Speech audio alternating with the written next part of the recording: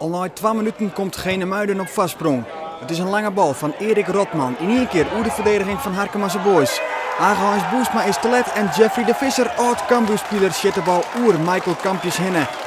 1-0 voor Genemuiden.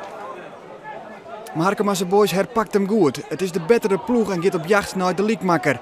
En die valt uit een prachtige aanval. Een fantastische combinatie tussen 4 spelers van Harkemasse Boys en Roel van der Meulen is het aanstation. In Barcelona nemen ze het tiki-taka op Harkema, een tic-tac-teo combinatie. Prachtig, 1-1. In de tweede helft komt Harkemasse Boys toch weer op achterstaan. Anne van der Kolk maar de paas op Martijn Jansen. Die prikt de bal door de verdediging van de Boys naar Willem Lanjouw. En die blijft cool. Genemuiden op een 2-1 vastsprong.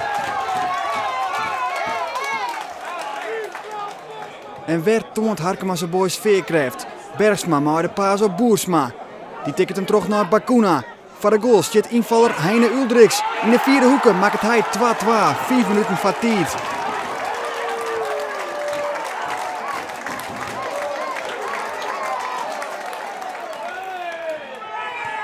En het wordt nog mooier, want de boys willen meer en krijgen meer.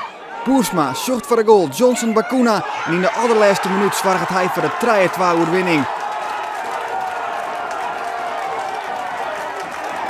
Harkemasse Boys wint voor de 5e keer in de clubskiertnis de Noordelijke beker.